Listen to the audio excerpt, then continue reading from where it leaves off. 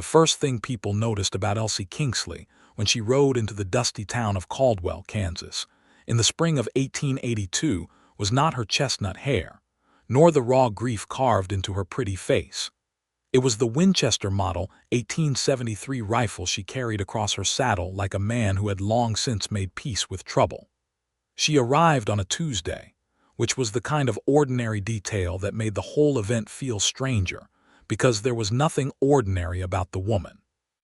The stagecoach that had carried her from Wichita had broken an axle 6 miles outside of town, and rather than wait for the driver to sort the mess, Elsie Kingsley had pulled her traveling bag from the roof, retrieved her mare from the rear rail, loaded the rifle, and ridden the rest of the way alone through scrub grass and red dust without a backward glance. When the stagecoach driver called after her, asking if she wanted an escort, she told him, pleasantly but firmly, that she had been managing herself for the better part of 24 years and did not intend to stop now.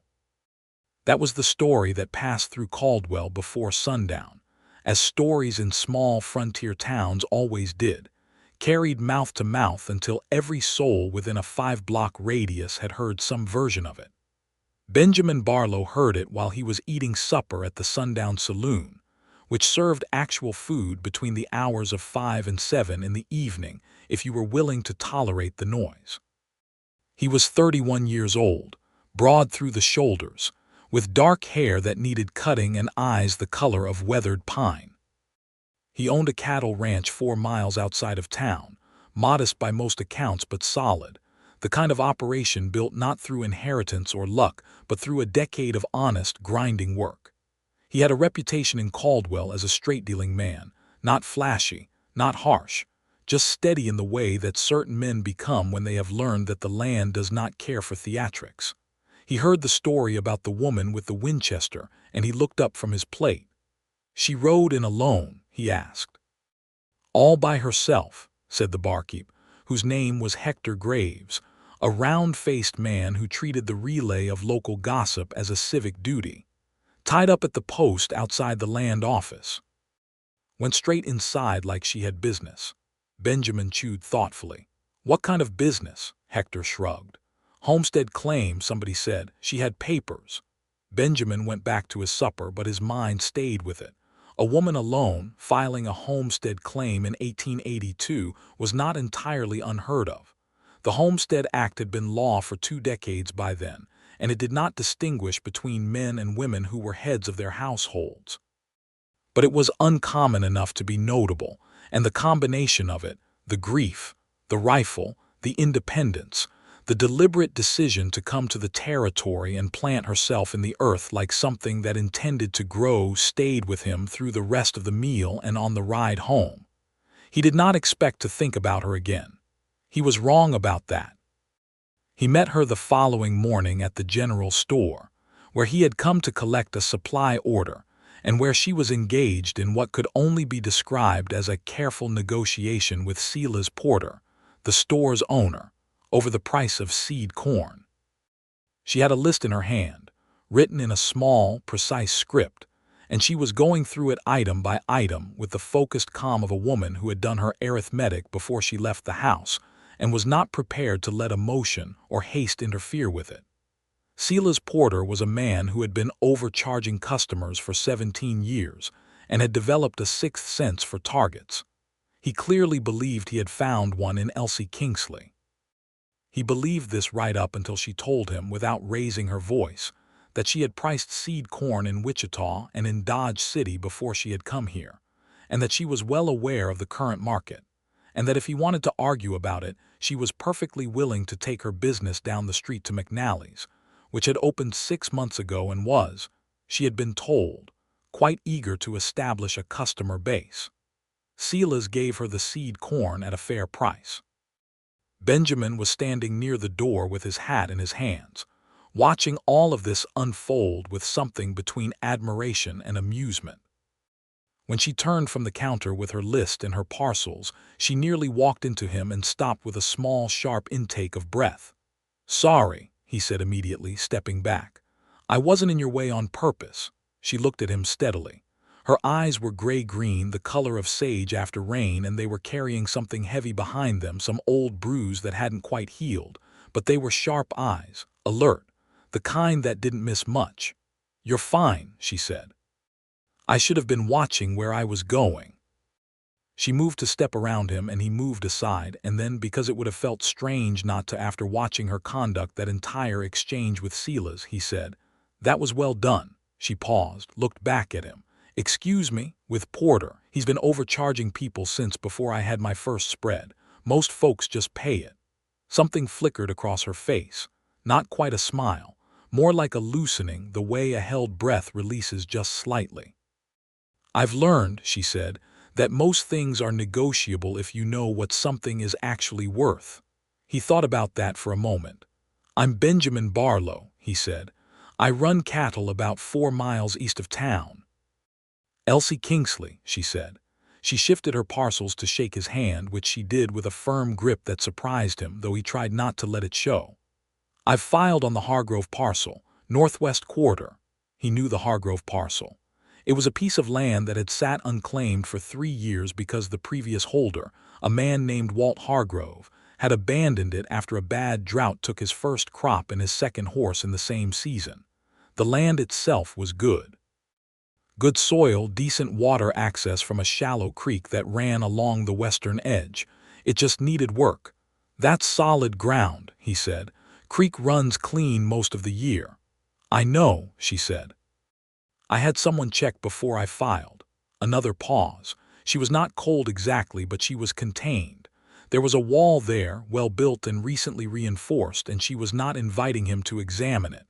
"Well," he said, "welcome to Caldwell, Miss Kingsley." "Mrs.," she said, and then something moved through her face fast as a shadow because the word was not right anymore and had not been for some time. "Miss," she corrected quietly. "It's Miss." He nodded once carefully, because he understood that something had just been said that cost her something to say, and he did not want to make it worse by pressing.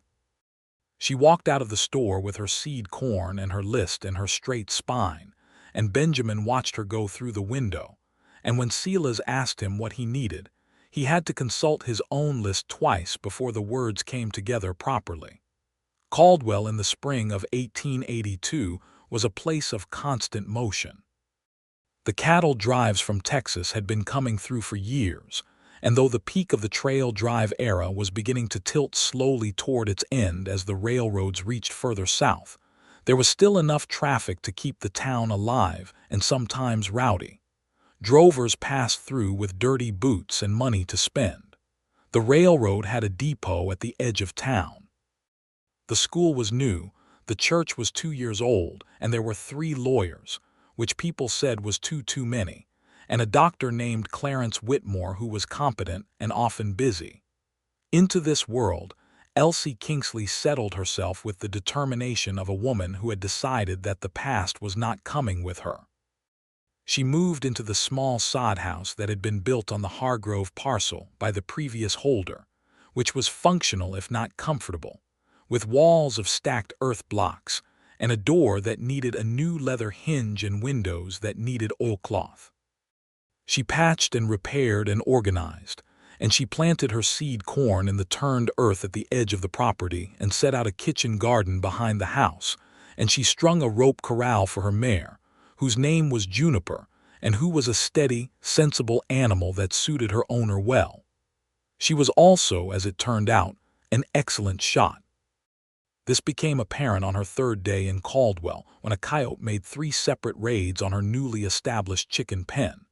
She had purchased 4 hens and a rooster from a neighboring family named Calloway, and she resolved the situation permanently on the 3rd raid, from a distance of approximately 40 yards, in the late gray light of evening, with a single shot from the Winchester that made Hector Graves, passing on the road 200 yards away, stop his wagon and stare. Word of this reached Benjamin the next morning over coffee at the Sundown, which served coffee in the mornings without any of the supper hour noise. 40 yards, said his ranch hand, a wiry young man named Court Hutchins who was 23 and found most things in the world fascinating. Clean shot, Even the Calloway boy said he wouldn't have tried it in that light. She hit it, Benjamin asked. First shot, Court said with evident admiration. Benjamin said nothing, but he poured his second cup of coffee with a thoughtful expression and stared out the window at the morning street for a long moment. 3 days later, he rode out to the Hargrove parcel on the reasonable pretext of returning a fence-post maul that he had borrowed from Walt Hargrove 3 years prior, and had been meaning to return to whoever took on the property. It was a thin excuse and he knew it, but it was at least a true one. He found her in the field. She was wearing a practical linen dress in pale blue, heavy boots, and a wide-brimmed hat that had seen weather, and she was working a hand plow through the near field with the kind of steady, patient effort that told him she had done physical work before and did not find it beneath her. The Winchester was leaning against the fence post at the edge of the field, within reach. He stopped his horse at the edge of the property and called out before entering, because he had been raised right and knew better than to ride into someone's claim without announcement. She looked up, squinting against the sun, and then recognized him and straightened. "Mr. Barlow," she said, pulling off one work glove to wipe her forehead. "Miss Kingsley." He dismounted and held up the maul. "I owed this to the land, borrowed it from Hargrove when he was still here, thought the new holder ought to have it." She came to the fence and took the maul from him, testing its weight. "That's honest of you," she said. "Most men would have kept it. Most men would have returned it sooner," he said. She almost smiled again. He was beginning to understand that her smiles were not absent. They were just careful, rationed maybe. Like supplies on a long journey where you couldn't be sure of the next resupply point. "How's the plowing going?" he asked. She glanced back at the field. "Slower than I'd like. The soil's good, but there are roots in the eastern quarter. The previous holder must have cleared some scrub oak." She paused. "I'll manage." "I have a team," he said, and then stopped himself. He hadn't planned to say that. He didn't exactly know why he'd said it. She looked at him with those careful gray-green eyes. "I don't take charity," she said. It wasn't harsh. It was just a statement of fact, delivered the same way she had stated the price of seed corn to Sela's porter. "Wasn't offering charity," he said. "I need my south fence line ridden before the first cattle shipment, and I'm 2 hands short this week. If you know how to handle a horse, which, given that you rode 6 miles alone off a broken stagecoach, I'm guessing you do, I'd pay a fair day rate and I'd bring the team out in trade." She studied him for a long moment. He held still under the examination without looking away, because he had been honest and there was nothing in an honest thing to hide from. "What's your day rate?" she said finally. He told her. "That's fair," she said. They shook hands on it, standing at her fence line with the morning sun climbing and the prairie wind moving through the grass around them, and that was how it began. The fence line work took 2 days. Elsie rode it with a quiet competence that impressed Benjamin's remaining hands, who had been half expecting, in the uncharitable way that young men in the territories sometimes did, that she would be more trouble than help.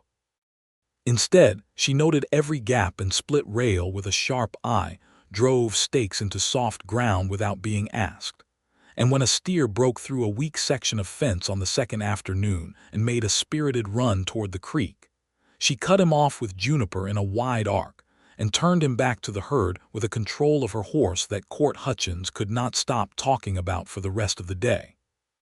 Benjamin said less about it, but he watched it happen from across the pasture and felt something warm and complicated move through his chest. He brought the team as promised and spent a full day helping her clear the root-bound eastern quarter of her field, and they worked alongside each other through the long hot afternoon, and in the evening she made coffee on the small iron stove in the sod house, and they sat on the wooden bench outside the door, and drank it while the sky went pink and gold and violet above the flat horizon. "You don't have to tell me," he said, because something in the way she'd been quiet all day felt like a thing she might want to say if someone told her it was all right not to. She looked at him. "Tell you what? Whatever brought you here?" The evening light lay softly on her face. She wrapped both hands around her tin cup and looked out at the horizon for a long time. "I was married," she said at last, "in Missouri. "A man named Charles Kingsley. We had a farm. He wasn't a bad man at the start." Benjamin waited. He didn't fill the silence. "He died 14 months ago," she said. "Fever. But the marriage had been over for longer than that." She paused. "He owed money to people he shouldn't have owed money to. And when he died, the debts came with the property. And the property went to pay the debts. And when it was done, I had a horse, a rifle, and the clothes in my trunk."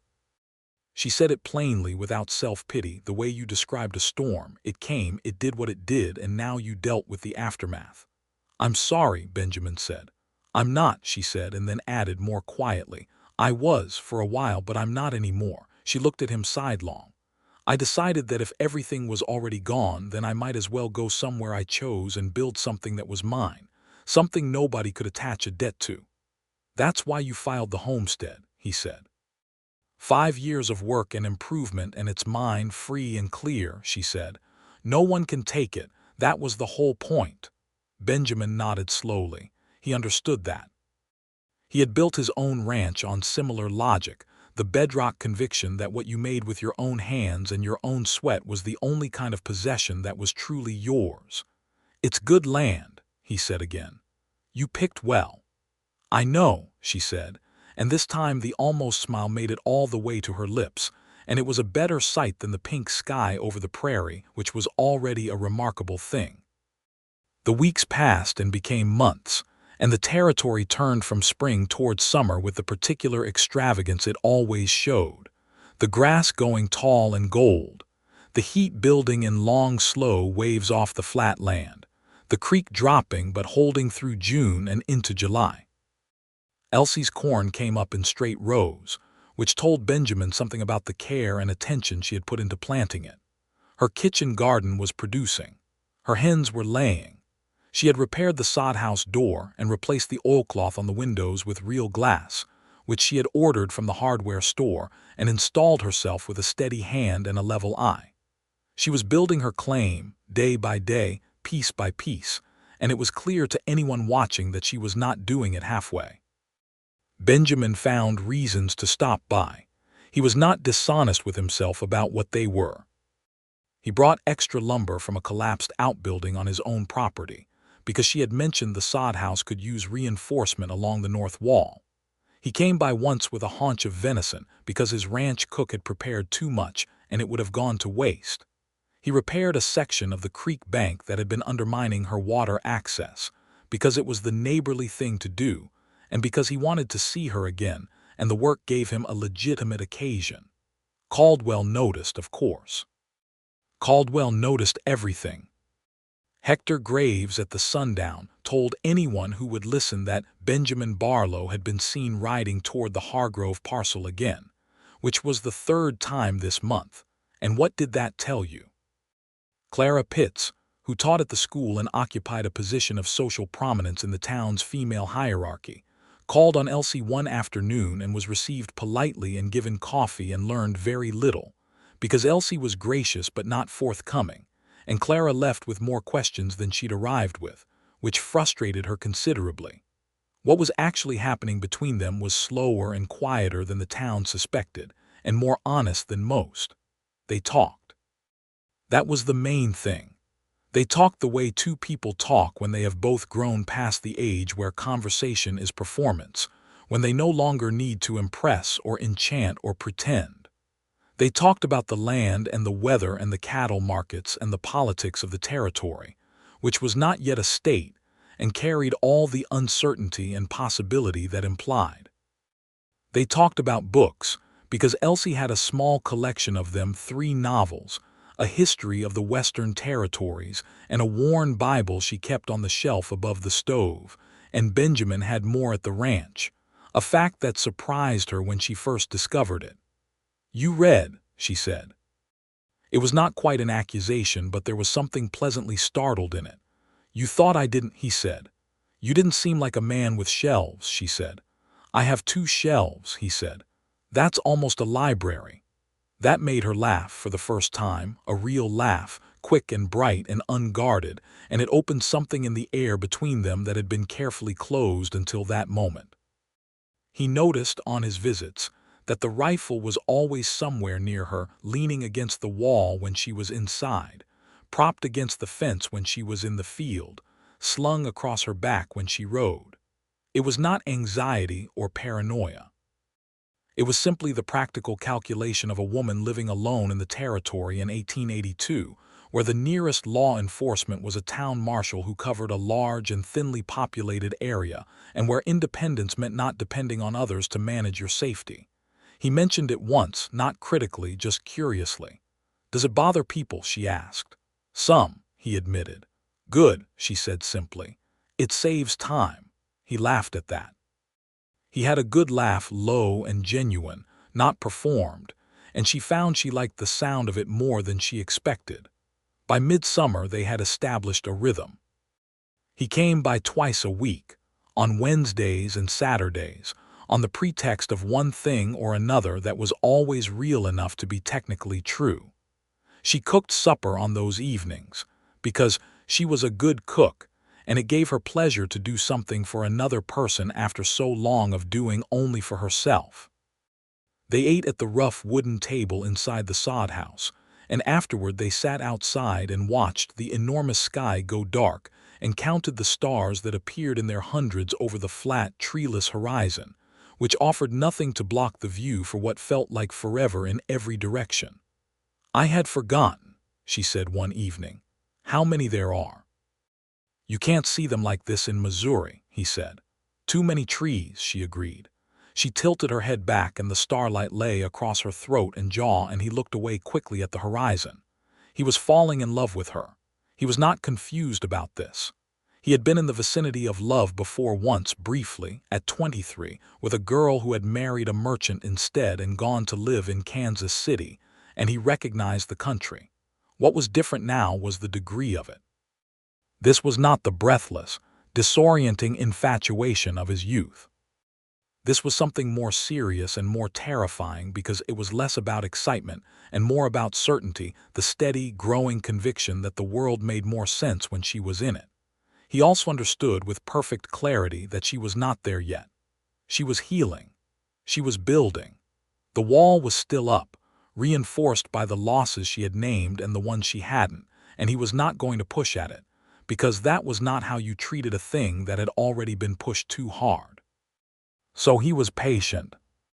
He showed up reliably, and he was himself, and he asked nothing, and he trusted that the rest would either come or it wouldn't, and that he would bear whichever outcome with some dignity. What he did not anticipate was that her wall would come down not through any romantic gesture of his own, but through a different kind of trouble entirely. It was a Thursday in late July when 3 men rode onto her property. Benjamin heard about it later in pieces from multiple sources and constructed the full account over the course of the following 2 days, because Elsie told him her version and Court Hutchins, who had been passing on the South Road and witnessed part of it, told him his. The men were drovers, or had been. 2 of them were drunk, and the third was sober enough to be the most dangerous. They had come with the apparent intention of seeing whether the single woman on the Northwest Quarter parcel was the sort of person who could be pressured into something, exactly what was never made entirely explicit, but their manner and their positioning made the intention clear enough. Elsie had met them in the yard. She was carrying the Winchester. The sober one, their apparent leader, a lean, weathered man in his 40s named Decker, based on what Court had caught of the exchange from his position on the road, made some remarks about how a woman alone had need of company and protection, in the suggestive, threatening way that is designed to sound reasonable while being neither. Elsie had told them, with the rifle in her hands, that she had all the company she wanted and more protection than most men she had encountered. Decker had said something else. Elsie had levered around into the chamber with a sound that carried clearly to where Court stood frozen on the road, and told the man that she was going to count to 5, and that she was a woman of her word. They left before she reached 3. When Benjamin rode out that Thursday afternoon, not one of his usual days, but Court had come back and told him with a pale face what he had seen. He found her in the field, plowing, as if nothing of particular note had happened.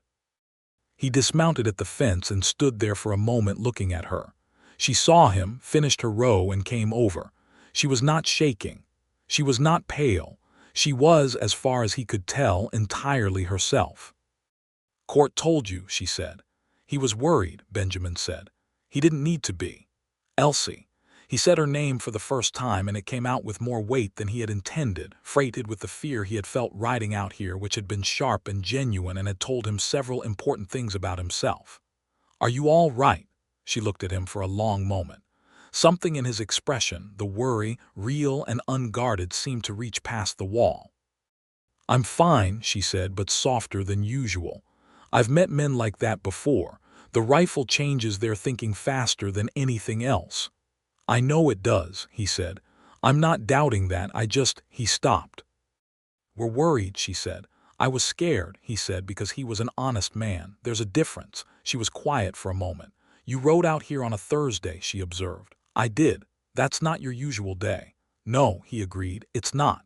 She looked at him for a long time, and he let her look, because whatever she was reading in his face was true, and she was welcome to all of it. "Benjamin," she said, and it was the first time she had used his given name. "Yes. I am all right," she said. "I genuinely am." But she paused, and he watched something shift in her, the way a landscape changes when a cloud passes from in front of the sun. "It was good of you to come." "It was necessary," he said simply. She reached out and put her hand on the fence rail between them, and after a moment, carefully, he put his over it. They stood like that for a moment, neither of them speaking, while the hot July wind moved through the tall grass and the sun hammered the wide, flat sky. And it was not a declaration or a promise, but it was the crossing of a particular distance, and they both knew it. He told Marshal Len Hadley about Decker and his two companions the following morning, and Hadley rode out and asked some questions, and Decker was identified as a man who had left a similar situation behind him in Abilene. Hadley told him clearly that the territory had no patience for that kind of pressure on a claim holder, woman or otherwise, and Decker and his men moved on within the week. Benjamin made sure Elsie knew that the marshal had been informed and the matter was settled, not because he wanted her to feel she needed protection, but because he wanted her to know she had someone in her corner regardless. "You didn't have to do that," she said. "I know," he said, "but you did it anyway." "I did." She turned her coffee cup in her hands, looking down at it. "My husband," she said slowly, "when trouble came, he made it worse. That was his way. He had a quality of making situations larger than they needed to be." She looked up. "You make them smaller. Some things are just logistics," he said. "You handle them and you move on. That's a rare quality in a person," she said. And then, with the careful, rationed smile that he had learned to watch for, "I've noticed it in you." August arrived and brought with it the full weight of the Kansas summer, the kind of heat that turned the sky white at noon and made the cattle move slowly, and even the grasshoppers seemed subdued by it. Elsie's corn was tall and healthy, which was a genuine achievement given that her first season could have gone a dozen different ways. Benjamin helped her set up a better irrigation channel from the creek, spending 2 Saturdays digging the runoff ditch and laying flat stones at the intake, and she worked alongside him without ceremony, in the dirt and the heat, with the same focused energy she brought to everything. In the evenings they sat in the shade of the small cottonwood that grew at the corner of her property, and she read to him, sometimes from the history of the Western Territories, which he found he liked better when she read it because her voice made it alive in a way the text alone did not. And he told her about the cattle business, about the drives and the markets and the changing shape of the territory as the railroad expanded and the old Long Trail ways began to close off. "It's all changing," he said one evening. "Is that bad?" she asked. He considered it honestly. "It's just different," he said. "The land stays the same. The land doesn't care what century it is." "That's what I want," she said, quietly but with conviction. "Something that doesn't change, something that stays." He looked at her profile against the fading light. "You're building it," he said. She turned to look at him, and the distance between them on the bench was closer than it had been in the spring in all the ways that mattered. "I know," she said, "but it's better to build something when there's someone who can see what it's becoming." The words hung in the warm evening air. He felt the weight of them and did not look away. "I can see it," he said. "I can see exactly what it's becoming."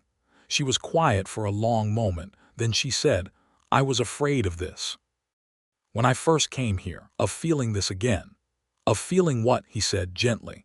"Of wanting something that could be taken away." She said it plainly, without drama, just the raw truth of it. "Everything I had was taken away. And I told myself that when I came here I would build something that was only mine, that I wouldn't leave myself open to losing again." "That's a reasonable thing to decide," he said. "It is," she agreed. "It just turns out to be harder to maintain than I thought." He turned toward her on the bench. The last light was going, and the first stars were appearing in the east, and the air had cooled enough that the evening was almost pleasant, the kind of evening you wanted to last. "I'm not going to ask you for anything you're not ready to give," he said. "That's the truth. But I want you to know that what I feel isn't going to go anywhere. It's been building since you walked out of Porter's store in March with your seed corn and your dignity intact, and it is not the kind of thing that evaporates." She looked at him with those sage-colored eyes for a long time. "I know that," she said softly. "That's why I'm telling you I'm afraid. Because men I don't trust, I don't bother being afraid with. I just act." She looked down at her hands. "You're the first person in a long time that I've let see me be afraid." He reached over and took one of her hands in both of his, carefully, the way you'd handle something you understood to be fragile even if it didn't look fragile from the outside. "That's safe to do," he said. "With me, that's safe." She turned her hand over and held his, and they stayed like that while the stars came out in full force above the wide Kansas plain, and the only sounds were the wind in the grass and the distant sound of juniper moving in the rope corral, and neither of them needed to say anything more that night.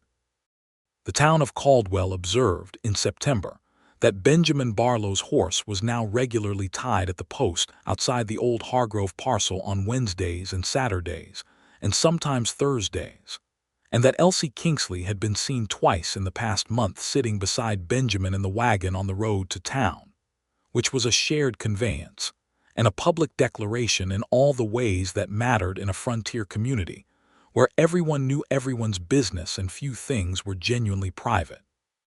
Clara Pitts called on Elsie again, and this time received more information, because Elsie had decided that the town was going to construct its own version of the story regardless of what she said or didn't say, and she might as well give it an accurate foundation.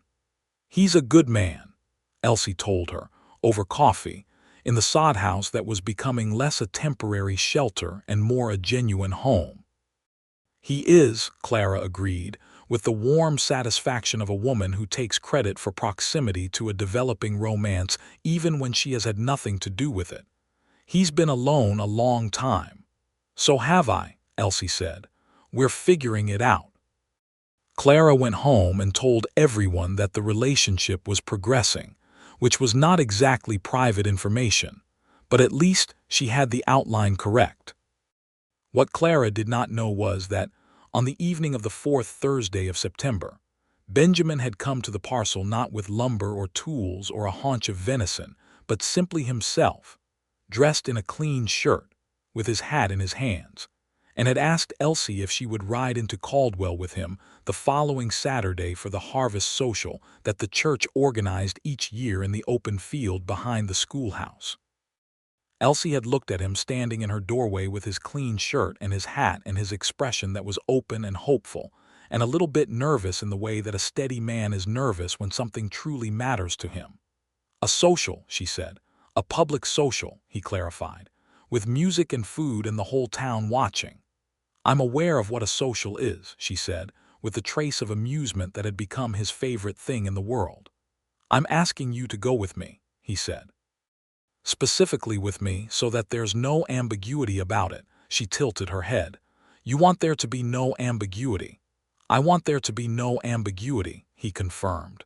She stepped back from the door. "Come in," she said. "I just made coffee."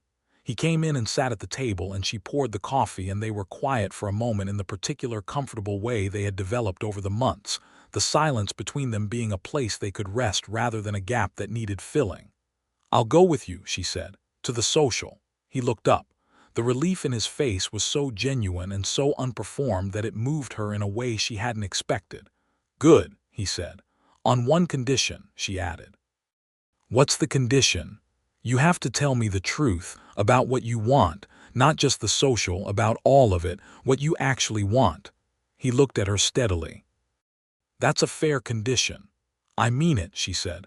"I've had enough of men who wanted things they didn't say and didn't say things they wanted, and I am too old and too tired for it." "You're 24, he said. "It's been a long 24, she said. He leaned forward, resting his forearms on her table. "I want to court you properly," he said. "I want to see where this goes, with honesty and with time. And I want you to know that where I hope it goes is toward a future that includes both of us and this land and whatever we build on it. But I'm not asking for that tonight. Tonight I'm asking you to come to a social with me and to let the rest unfold the way things unfold when they're honest and patient." He held her gaze. "Is that clear enough?" She let out a slow breath. "Yes," she said, "that's clear."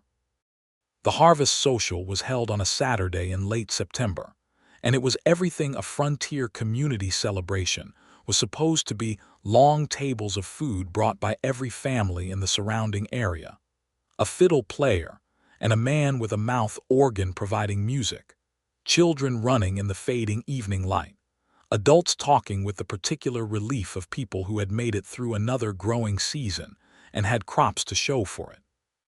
Elsie wore her best dress, which was a deep burgundy wool that she had kept wrapped in brown paper at the bottom of her trunk, waiting for an occasion that felt worth it.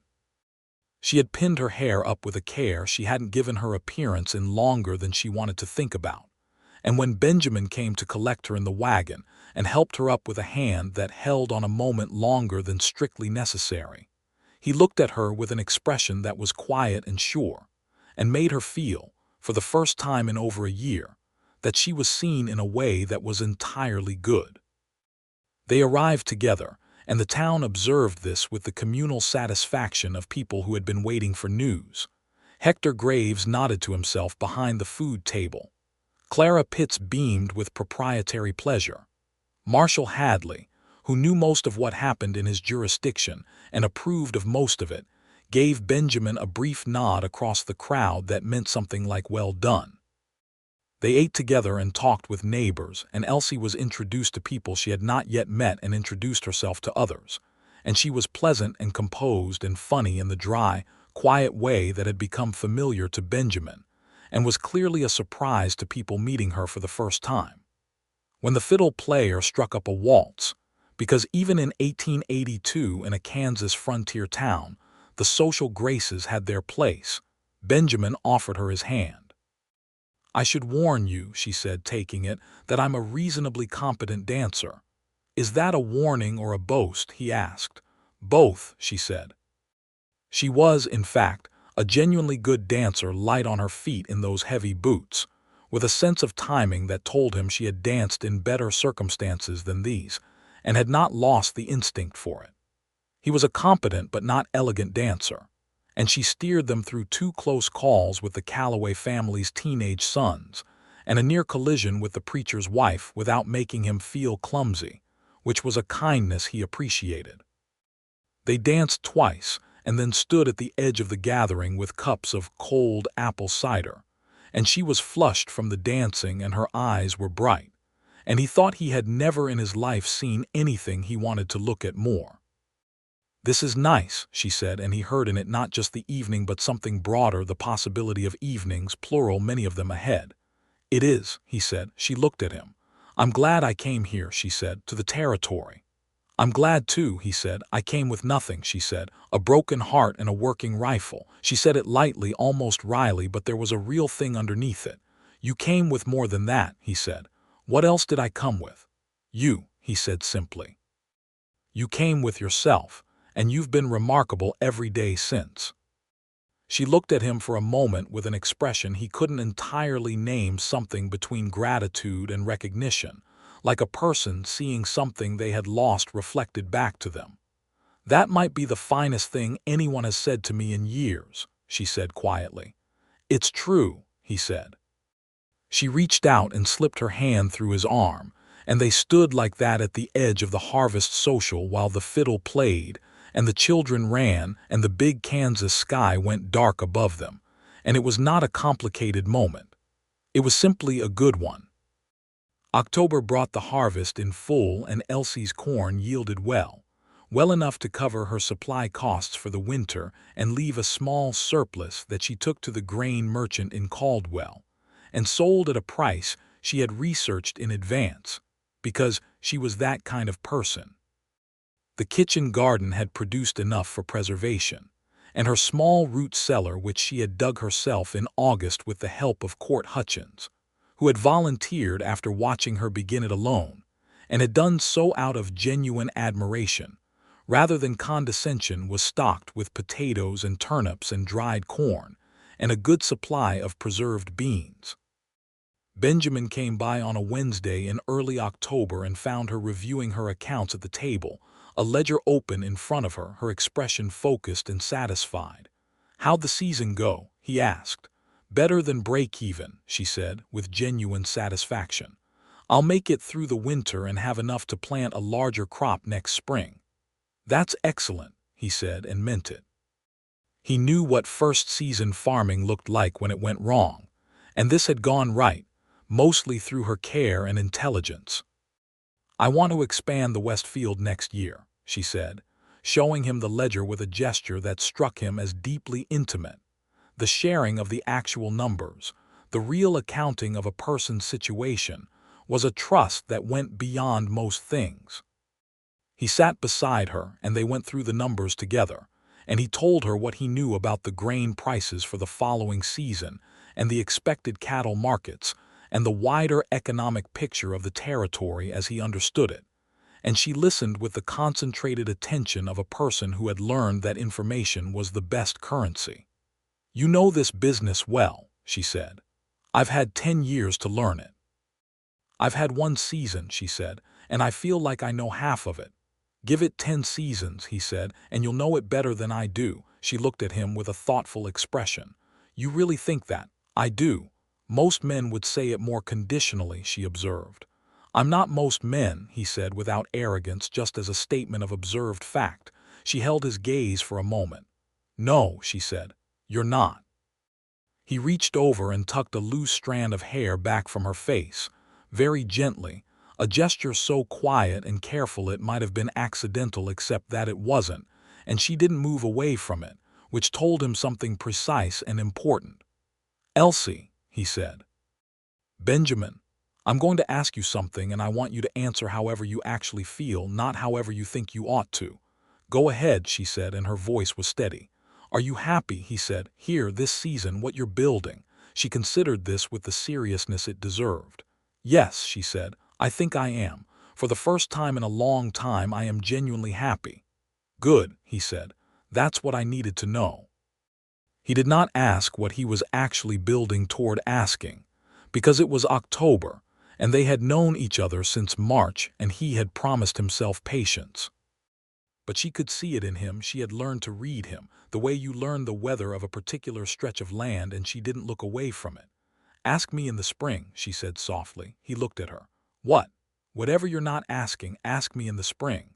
A slow, warm smile crossed his face, the kind he didn't offer often, but that was, she thought, one of the finest sights available in the whole of Kansas. "In the spring," he agreed.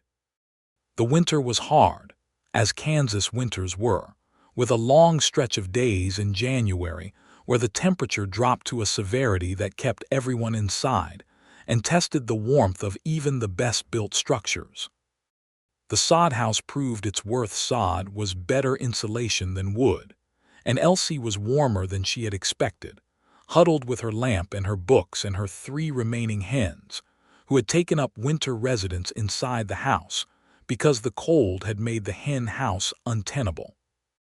Benjamin sent Court over with 2 loads of firewood in December, and came himself 3 times in January to check that the creek hadn't frozen over her intake, and on one occasion brought a pot of stew that his cook had made, and which they ate together at the table while the wind pressed hard against the sod house walls and the lamp burned steady and low.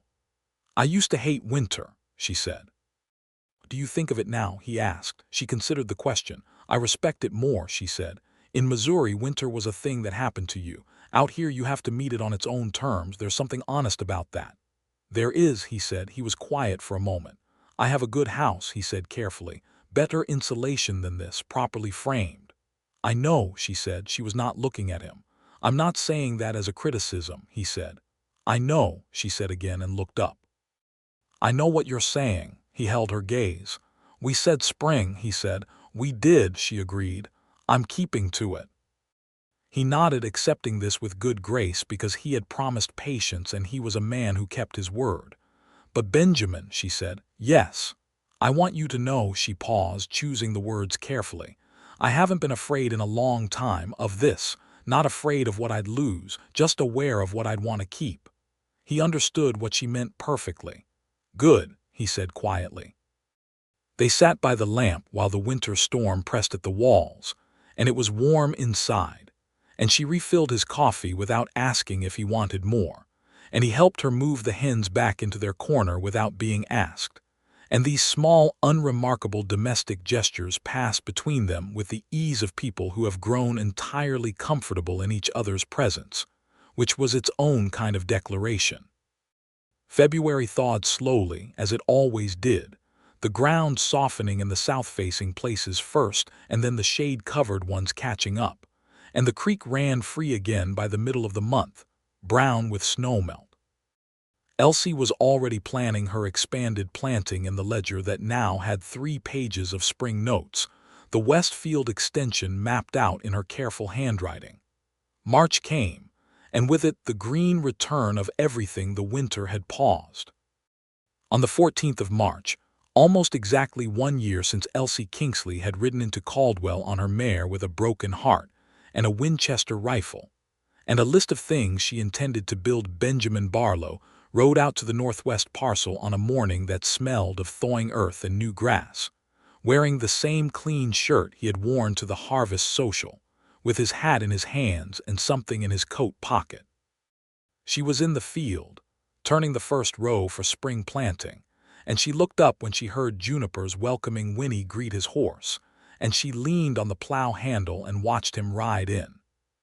He dismounted at the fence and stood there, and there was something different in him today. The steadiness was all still there, the quiet ease she had grown to love about him, but underneath it was a current of feeling that he was not entirely suppressing, which told her everything she needed to know about what this visit was. She walked to the fence. "You said spring," he said. "I did," she said. Her heart was going in a way she had not expected, steady but insistent, the way the creek ran, not dramatic, just constant and certain. "It's spring," he said. "It is," she agreed. He put his hands on the top rail of the fence facing her. "I love you," he said. It was direct and unhurried, and it did not ask anything of her except to hear it. "I have loved you since somewhere around the time you told Porter you had priced seed corn in 2 other cities, and every single thing I have learned about you since then has made it more true." She was quiet for a moment, and in that quiet her gray-green eyes were bright with something that had nothing to do with grief. "I know," she said softly. "I'm asking you to marry me," he said. He reached into his coat pocket and brought out a small, plain band of gold. "I don't have anything elaborate to offer. What I have is a ranch that's ours if you want it, land that's yours regardless, and a life that I will spend being exactly what you see in front of you. I will not ask you to give up this claim. I think you should keep it. I think it matters that you have something that is yours in law and in fact. But I want to share mine with you, and I want to share the rest of my life with you, and I am asking if that's something you want." She looked at the ring in his hand, and then at his face, open and certain and offering everything he had in the most straightforward way possible, with nothing held back and nothing performed. She thought briefly of the woman who had ridden into Caldwell a year ago with a broken heart and a rifle and nothing else she could depend on. She thought of how that woman had decided, in the bleak rational clarity of total loss, that she would build something that no one could take from her. She thought of how right she had been about the land. She thought about how she had not anticipated this particular person, this particular kind of steady, generous, honest love, and how it had grown anyway. In the same patient and inevitable way the corn had grown from the good soil of this quarter section that was already and would always be hers. She reached across the fence and took the ring from his hand. "Yes," she said, "that's exactly what I want." He exhaled, and the expression that crossed his face was so utterly human, relief and joy and love, all arriving at once, ungoverned and raw, that she felt her own composure slip in the most welcome possible way.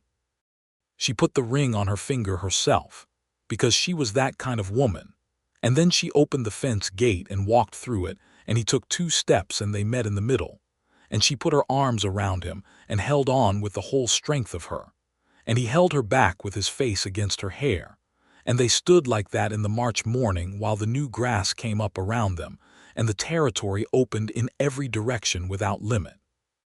"I have been so careful," she said into his shoulder, "for so long, it is very good to stop." "You don't have to be careful here," he said, "not with me." "I know," she said, "that's the whole point." They were married in May, at the Caldwell church, in a ceremony attended by what appeared to be every resident of the town and a significant portion of the surrounding county. Clara Pitts cried with the unabashed enjoyment of someone who feels personally vindicated by the occasion. Hector Graves brought his best whiskey for the celebration afterward, which was held on the open lot beside the Sundown, and featured the same fiddle player from the Harvest Social, who played with noticeably more enthusiasm than usual. Court Hutchins, who had been promoted to head ranch hand in the spring and took his responsibilities very seriously, gave a toast that was short and sincere, and included the observation that Miss Kingsley, he corrected himself immediately. Mrs. Barlow had in the past year become the best rider and best shot on either property, and that he personally felt safer knowing she was part of the operation, and that Mr. Barlow was, in his professional opinion, the luckiest rancher in Kansas. Benjamin, who had not prepared a speech because he was not the kind of man who prepared speeches, stood up and said simply that he had met a woman who came to the territory with a broken heart and a working rifle, and had fixed one and regularly used the other, and that he intended to spend the rest of his life being worthy of both. The crowd cheered. Elsie, sitting beside him with the gold ring on her hand and his hand in hers, looked up at him with those sage-colored eyes full of something that had been a long time coming and was now entirely present and permanent. "That was good," she said quietly. "I surprised myself," he admitted. "You do that," she said, "regularly." He kissed her, there at the table with the whole town watching, which was not like him but felt entirely right, and the crowd made the kind of noise that frontier towns make when something good happens in their midst, which is a particular and joyful sound. The 2 properties were not immediately combined. Elsie's homestead claim required 5 years of improvement and occupation under the law, and she was 3 years from full title, and there was no circumstance under which she intended to compromise that. Benjamin understood this completely, and had understood it from the moment he proposed. What they did instead was build a proper connecting road between the 2 parcels, a half-mile of cleared and graded track that ran straight through the south field, and they expanded the ranch house to accommodate 2 people rather than 1. Benjamin's house, which was larger and better built, became the main residence, but Elsie's sod house was maintained as a working structure, used for storage and equipment, and during planting season, as a base of operations for the west field. They worked both properties. That was the arrangement. The ranch produced cattle and income. Her claim produced corn and kitchen crops, and, in the second season, a small but productive stand of winter wheat that she had researched through correspondence with an agricultural extension, and planted in October at the precise angle and spacing recommended for the Kansas climate. It sold well. She put the profit back into the west field expansion. Benjamin watched her build the operation with the same pride and admiration he had felt from the beginning, and he was careful to make sure that what was hers stayed hers in the accounts, in the paperwork, in the way it was spoken of.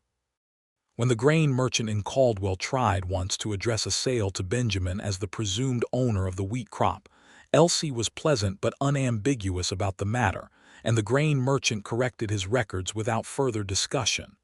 "Does that bother you?" she asked Benjamin afterward, wondering if the correction had placed him in an awkward position. "Why would it bother me?" he said genuinely. "Some men would find it complicated," she said. "Some men need to find their confidence somewhere other than their wife's accomplishments," he said. "I have plenty of my own." She put her hand against his face and looked at him with full, open love that was nothing like the careful, rationed thing she had carried through the first months of their acquaintance. "You are a very good man," she said. "I'm working at it," he said, and covered her hand with his. In the fall of 1883, the first year of their marriage, the news that most interested Caldwell was not the continued expansion of the railroad or the ongoing discussion of Kansas statehood. Kansas had in fact already been a state since 1861, but the territories immediately surrounding it were still in flux. But the arrival of their first child, a boy born in November in the ranch house with Dr. Whitmore in attendance, and Court Hutchins pacing the yard outside in a state of visible anxiety that made Elsie, in a pause between harder moments, laugh until she had to stop. They named him James William Barlow. He arrived in the world with a quantity of dark hair and a voice that filled the house, and he was, from the first moment, perfectly healthy and loudly opinionated, which Elsie said he came by honestly from both sides. Benjamin held his son that first night in the lamplight of the bedroom while Elsie rested, and he looked at this small new person with an expression that had no name in any language, but that every new parent has felt, that absolute, stunned love that asks nothing and gives everything. "He looks like you," Elsie said softly from the pillow. "He looks like himself," Benjamin said, "which is the right way to look." She smiled, exhausted and radiant in the way that is specific to women who have just accomplished something enormous. "Come here," she said.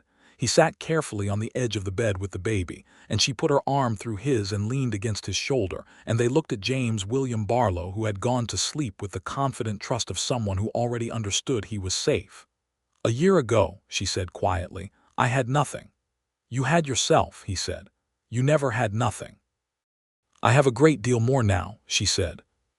"So do I," he said, and meant it in every direction: the land, the child, the woman beside him, the life that was larger and better and more than he had known how to want before she rode into Caldwell with her chestnut hair and her gray-green eyes and her Winchester rifle and her steady refusal to be diminished.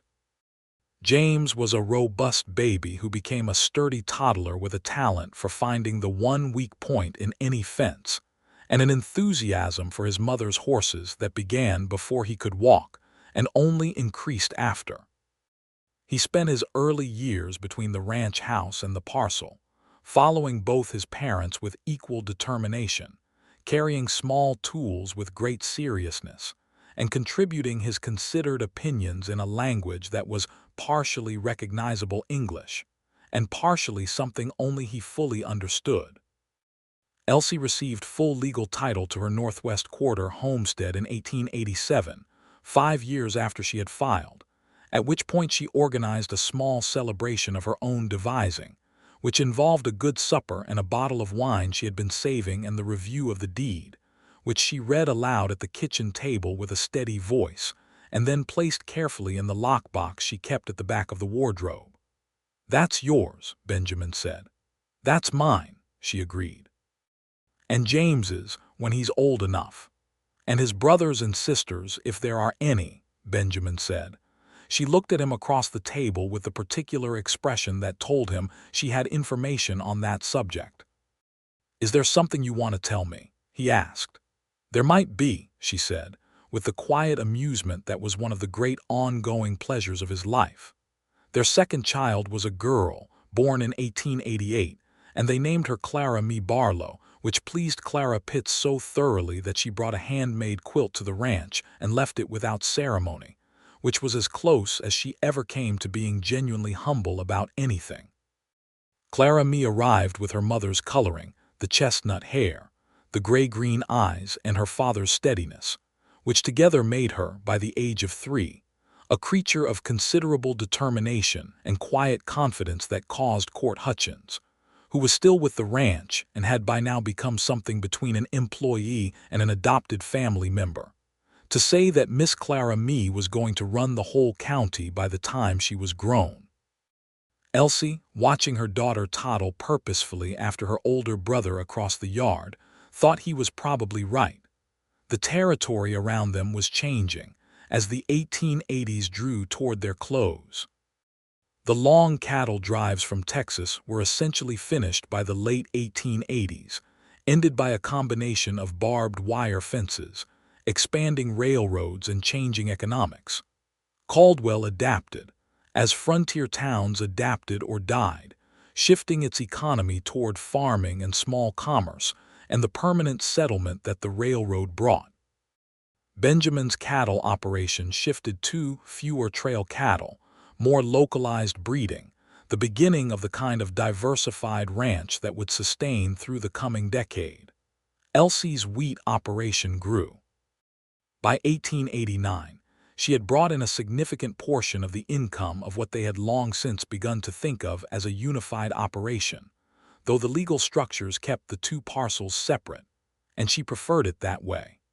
She corresponded with agricultural extension services and with other farming women in the territory, and had developed, over the years, a reputation among local farmers as a person who understood the land and the numbers with an unusual precision. In 1890, when the question of Oklahoma Territory's opening, the land to the south had been run by the massive land rush the previous year, was still the subject of every conversation in Kansas. Benjamin came home one evening and found her at the table with a letter. "Who's it from?" he asked, pulling off his work gloves. She looked up, and her expression was complicated, something nostalgic and something settled, the look of a person closing a door they have already decided not to walk through. "My sister," she said. "In Missouri she writes sometimes." "Is she well?" "She is." Elsie put the letter down carefully. "She says the Kingsley property, Charles's family land, was sold last year to a new buyer. The debts have finally cleared it completely. There's nothing left of any of it." He came to the table and sat. "How does that feel?" She thought about it honestly, in the way she thought about everything. "Like a story that ended a long time ago," she said, "that I just got official word about." She looked around the kitchen, the good stove, the clean lamp, the children's drawings pinned to the wall near the window, James's wooden horse on the shelf, Clara Mee's small boots by the door. "This is the story I'm in," she said. He reached across the table and took her hand. "This is the story we're in," he said. She turned her hand over and held his, and it was the same gesture she had made in the early days at his fence line when everything was new and uncertain. But what it meant now was different in every way. It was not a beginning but a middle, the warm, broad, fully inhabited middle of a life they had built together with their hands and their honesty and their patience. "I'm glad I came here," she said. "You've said that before," he said. "I'll keep saying it," she said. "Because it keeps being true." In 1891, the parcel was formally incorporated into the Barlow Ranch operation through a legal partnership that Elsie drew up with the help of one of Caldwell's 2 remaining lawyers. The third had moved to Topeka, and that gave her an equal operational stake in the combined enterprise while preserving her individual title to the homestead land. The lawyer, who had known her for 9 years at that point, said he had never drawn up a more precisely organized partnership agreement, and that the clarity of her expectations was unusual and admirable. She thanked him without excessive modesty. James, at 8, had begun helping with the cattle and with the planting with the earnest, concentrated effort of a child who has grown up watching 2 people work with genuine engagement, and has absorbed the understanding that work is not punishment but meaning. He was already, at 8, a better rider than most adults in the county, and his mother was teaching him to shoot carefully, methodically, with the same patience she brought to everything on Sunday afternoons when the weekly work had slowed. Benjamin stood at the fence one Sunday afternoon watching this, Elsie behind James with her hands on his shoulders adjusting his stance, her voice even and instructive. The Winchester, the same Winchester she had ridden into Caldwell with 9 years ago, well-maintained and fully functional, propped against the fence post nearby, while James learned on a smaller caliber appropriate to his age and size.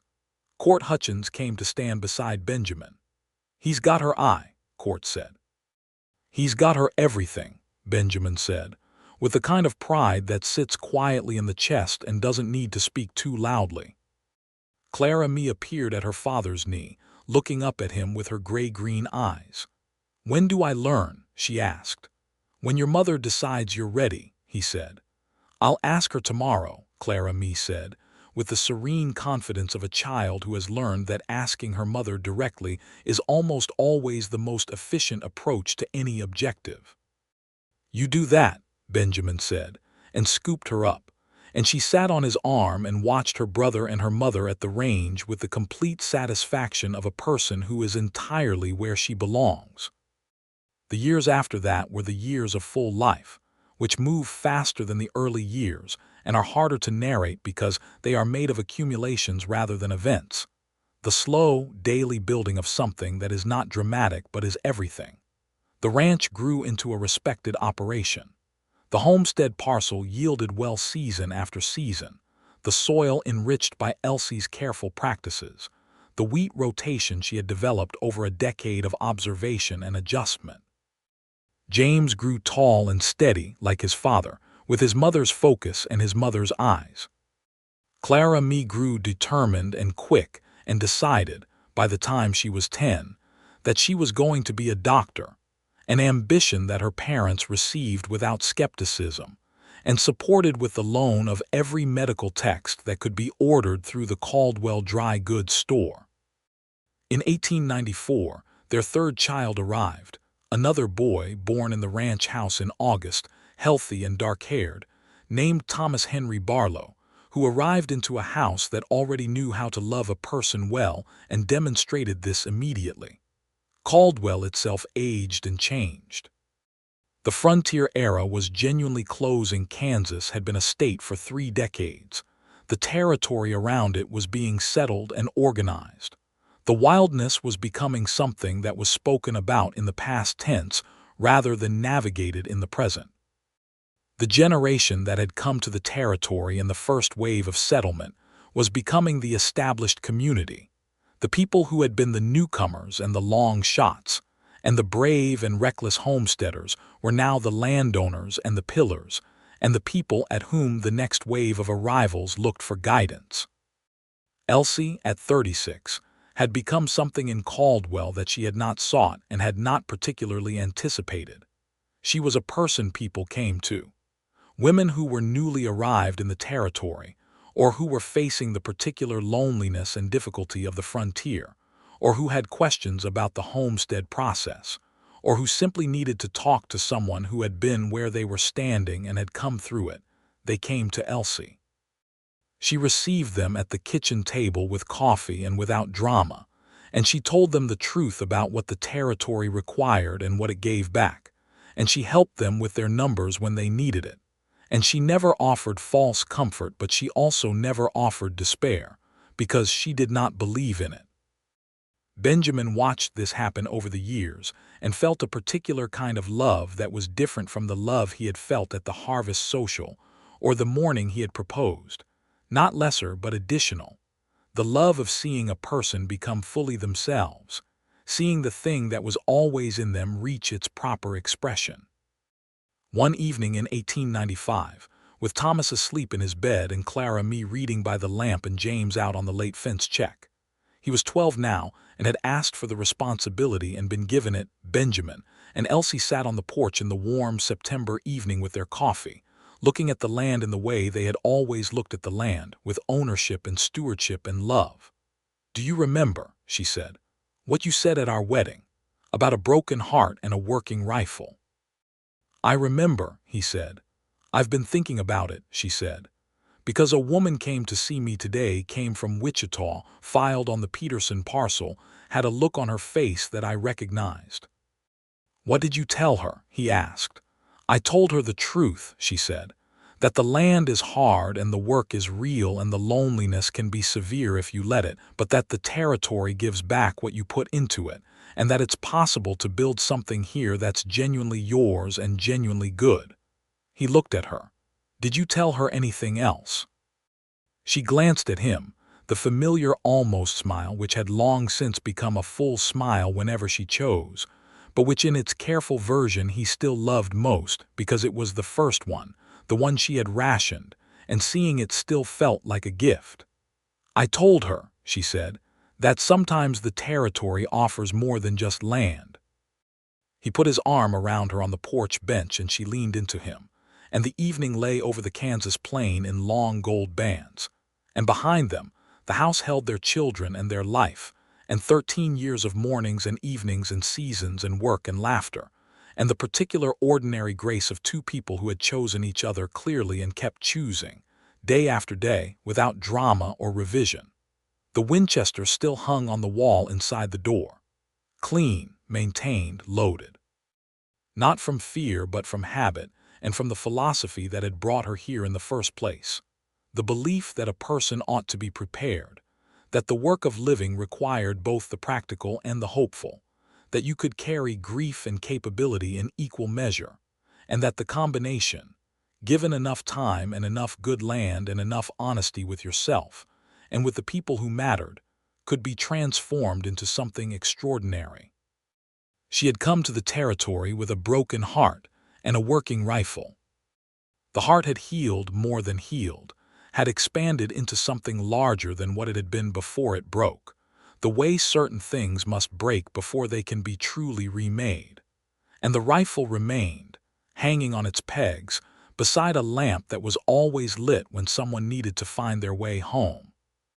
Thomas woke in the night sometimes and called out, and she went to him with a steady step through the dark house and held him until he settled, and she went back to bed, and Benjamin was always awake when she returned, because that was who he was, and she slid into the warm space beside him and he put his arm around her, and she listened to the quiet of the house, the children breathing, the wind outside, the familiar sounds of the land they had built on together.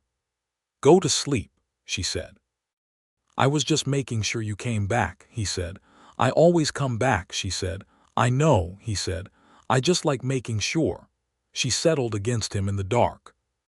Outside, the September wind moved through the wheat and through the tall grass at the edge of the parcel, and the stars came out over the flat and limitless Kansas sky in their thousands, the same stars she had looked at from the bench outside the sod house in her first summer, when everything was uncertain, and the future was a thing she was building one careful day at a time. The future had arrived.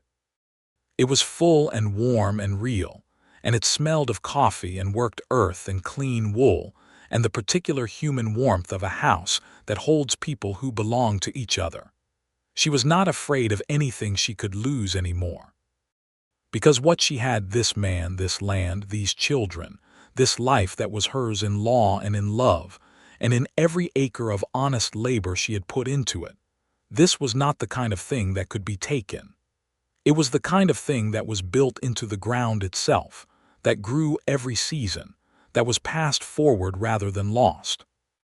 James came home from the late fence check, and she heard him come in quietly, heard the careful sound of a 12-year-old boy who has learned consideration, and she heard him hang up his hat and extinguish the entry lamp and go to his room, and the house settled into its nighttime quiet. Benjamin's breathing slowed and deepened beside her. She lay in the dark and looked at the rectangle of faint starlight through the bedroom window, and thought about the woman she had been when she rode into Caldwell 13 years ago, the grief, the determination, the absolute conviction that she would manage, that she would build, that she would not let the losing define the rest of what was coming.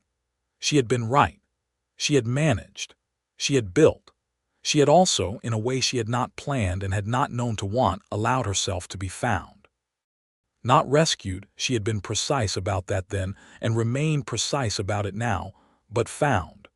Seen, clearly, by someone who looked without flinching and stayed without conditions. She closed her eyes. The land held them all, the wheat and the cattle and the children and the years of work, held them steady in the dark Kansas night under the impossibly large sky, and everything was quiet, and everything was right, and Elsie Barlow, who had come to the territory as Elsie Kingsley with a broken heart and a working rifle, and had found both a home and a love worthy of the word, breathed out slowly and let the good night take her. She was home, and she had been home for a long time, and she would be home for all the time that was coming. And that was the whole story, and it was more than enough, and it was everything.